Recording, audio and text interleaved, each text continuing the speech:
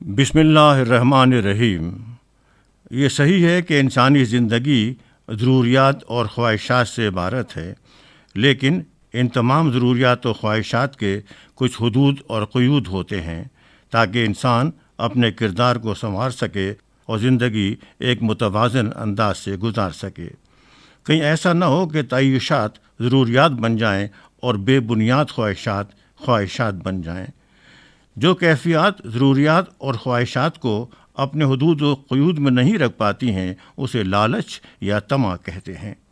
جب انسان لالچ میں مبتلا ہوتا ہے تو وہ اس دنیاوی زندگی ہی کو منزل آخر سمجھتا ہے اور یہ جانتا ہے کہ ہمیشہ اسی دنیا میں رہنا ہے۔ یہ سمجھتا ہے کہ سب کچھ دنیا ہی کے لیے ہے، حالانکہ مستقل زندگی تو حیات آخرت ہے۔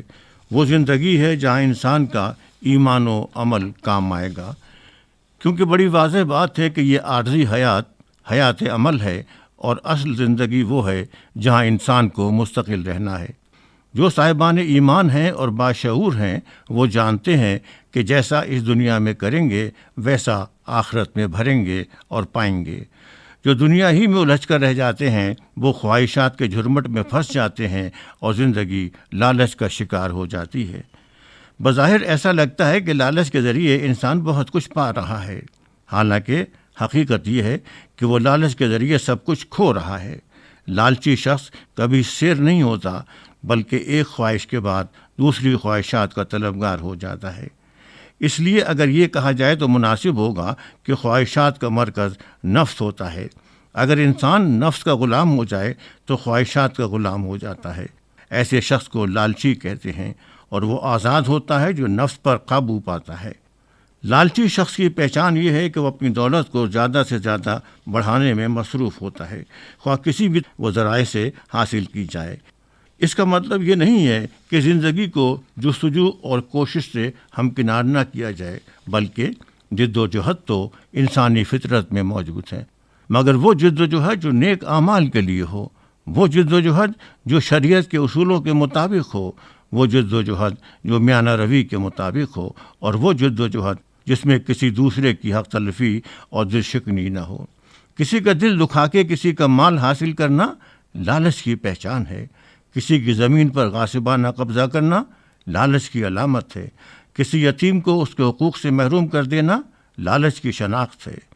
قرآن کریم نے اس جانب ہماری توجہ دلائی ہے کہ اپنی دولت کو مزید سے مزید بڑھانے کی طرف انسان مائل ہو جاتا ہے، جس سے ظاہر ہے کہ وہ معاشرے کا توازن ختم کر کے معاشرے میں ایک ناہموار صورتحال پیدا کرتا ہے، جس کے نتیجے میں غریب سے غریب تر ہو جاتا ہے اور امیر سے امیر تر ہو جاتا ہے۔ دولت کی ناہمواری بہت سے انسانوں کی لالچ سے آلودہ طبیعت ہوتی ہے، اسی لیے قرآن کریم نے تعلیم دی اور پھر اس پر بھی لالچ ہے کہ اپنی دولت کو اور بڑھاؤں۔ یہ کیفیت قناعت کی نفی ہے۔ جو شخص لالچ سے محفوظ ہوتا ہے وہ قانع ہوتا ہے، مطمئن ہوتا ہے اور شکر گزار ہوتا ہے۔ قناعت آزادی کی علامت ہے اور لالچ غلامی کی پہچان ہے۔ اگر زندگی کا بغور مطالعہ کیا جائے تو معلوم ہوتا ہے کہ انسان ساری کی ساری زندگی کیوں گزارتا ہے۔ کیا اس لیے کہ ذہن مسلسل انتشار اور خلفشار کا شکار رہے؟ کیا اس لیے کہ ہر قدم پر بے سکونی اور عدم اطمینان کا سامنا ہو؟ کیا اس لیے کہ مسلسل بے چینی اور بے ترتیبی کی نظر ہو جائے؟ نہیں، ہرگز نہیں، بلکہ اس لیے تاکہ زندگی اطمینان و سکون سے آراستہ ہو جائے۔ زندگی اس دولت کی ہوس کا شکار نہ ہو جو لالچ پیدا کرتی ہے، بلکہ اس دولت سے ہمکنار ہو جو انسان کو سکون و اطمینان عطا کرتی ہے۔ اس دولت سے مالا مال ہو جس کو ایمان و عمل کی دولت کہتے ہیں۔ اس دولت کا حامل ہو جو انسان کو اللہ کی خوشنودی اور اللہ کی مرضی کے حصول کا باعث ہو۔ صاحب نہج البلاغہ حضرت علی ابن ابی طالب کا ارشاد گرامی ہے کہ لالچ گھاٹ میں اتار کر سیراب ہوئے بغیر پلٹا دیتا ہے اور ذمہ داریوں کا بوجھ اٹھاتا ہے لیکن اسے پورا نہیں کرتا ہے۔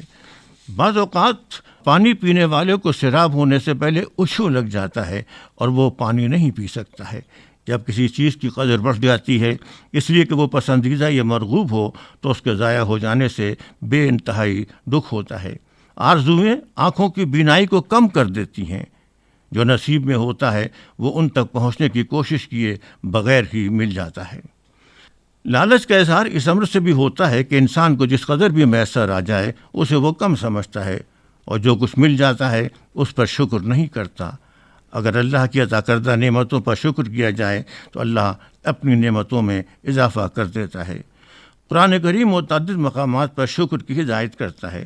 قرآن مجید کی تعلیم یہ ہے کہ تم اللہ کا ذکر کرو، اللہ تمہیں یاد رکھے گا، شکر کرو اور ناشکری مت کرو۔ در حقیقت ناشکری ناقدر شناسی ہے، بے حسی ہے، بے شعوری ہے۔ شعور کا تقاضا تو یہ ہے کہ لالچ کو زندگی میں نہ آنے دیا جائے، بلکہ قرآن کریم کی تعلیمات سے دلوں کو مطمئن کیا جائے۔ اسلام کی تعلیم یہی ہے، جیسا کہ حضرت علی ابن ابی طالب کا ارشاد گرامی ہے، لالچ سے بچو، جو کچھ لوگوں کے پاس ہے اس سے کسی قسم کی امید نہ رکھو، مخلوق سے اپنے لالچ کو ختم کر دو، کیونکہ لالچ ذلت کی چابی، عقل کی بدحواسی اور مربت و جوامردی کے خلاف ہے، عزت کے لیے دھبا اور علم و دانش کا خاتمہ ہے۔ لالچ کے حوالے سے قرآنی اصطلاح طمع ہے، توئے میم عین۔ طمع یعنی لالچ کو قابل مذمت قرار دیا گیا ہے، جو ظاہر ہے انسانی زندگی میں منفی انداز سے دیکھا جاتا ہے۔ یہاں یہ بیان کرنا بھی ضروری ہے کہ قرآن کریم میں بعض مقامات پر طمع کا لفظ امید کے معنی میں بھی استعمال ہوا ہے، جو یقیناً مثبت طرز زندگی کی طرف اشارہ ہے۔ مثلا سورہ سجدہ میں ارشاد ہے، اور وہ عذاب کے خوف اور رحمت کی امید پر اپنے پروردگار کی عبادت کرتے ہیں۔ اسی طرح سورہ مائدہ میں ارشاد ہوا، اور اللہ سے طمع و امید رکھتے ہیں کہ وہ اپنے نیک بندوں کے ساتھ ہمیں بہشت میں پہنچا دے گا۔ قرآن کریم میں زندگی کو ہر ایک رخ سے دیکھا گیا ہے، کیونکہ قرآن کتاب زندگی ہے اور یہ زندگی کی اعلیٰ اقدار اختیار کرنے کی تعلیم دیتا ہے۔ دعا ہے کہ اللہ تعالی ہمیں زندگی میں خیر اپنانے اور شر سے محفوظ رہنے کی توفیق عطا فرمائے، آمین۔